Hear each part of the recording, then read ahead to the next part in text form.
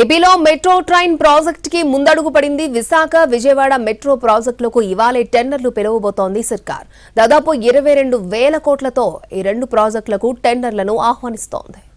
Vijayawada Visakhapatnam metro రైలుకు ఇవాళ టెండర్లు పిలుస్తోంది ఏపీ ప్రభుత్వం. ప్రాజెక్టు వ్యయంలో 40% పనులకు తొలుత టెండర్లు ఆహ్వానిస్తోంది. 21,616 కోట్లతో విశాఖపట్నం విజయవాడ మెట్రో రైలు ప్రాజెక్టులకు టెండర్లు పిలుస్తోంది. ఇందులో విజయవాడ మెట్రో కోసం 10,118 కోట్లు, విశాఖపట్నం మెట్రో కోసం 11,498 కోట్ల రూపాయలు కేటాయించారు. కేంద్ర రాష్ట్ర ప్రభుత్వాల 50:50 భాగస్వామ్యంతో ఈ ప్రాజెక్టుల నిర్మాణాలు జరుగుతాయి.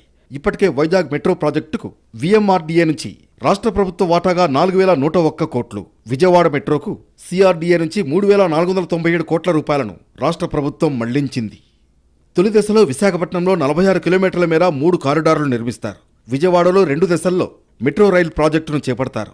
మొదటి దశలో 2, తర్వాతి దశలో మరో కారిడార్ నిర్మాణం చేస్తారు. ఇప్పటికే వీటికి సంబంధించిన డిపిఆర్లను ప్రభుత్వం ఆమోదించింది. విశాఖలో మొదటి కారిడార్ వైజాగ్ స్టీల్ ప్లాంట్ నుంచి కొమ్మాది వరకు 34 కిలోమీటర్లుంటుంది. రెండో కారిడార్ గురుద్వారా జంక్షన్ నుంచి పాత పోస్టాఫీస్ వరకు 5 కిలోమీటర్లుంటుంది. మూడో కారిడార్ తాటిచెట్లపాలెం నుంచి చినవాల్తేర్ వరకు 6 కిలోమీటర్లుంటుంది. ఆ తర్వాత రెండో దశలో కొమ్మాది నుంచి భోగాపురం విమానాశ్రయం వరకు 30 కిలోమీటర్ల మేర ఇంకో కారిడార్ నిర్మిస్తారు. విజయవాడలో కారిడార్ 1A గన్నవరం నుంచి Pandit Nehru bus stand, corridor 1B PNB నుంచి పెనంలూరు వరకు నిర్మిస్తారు.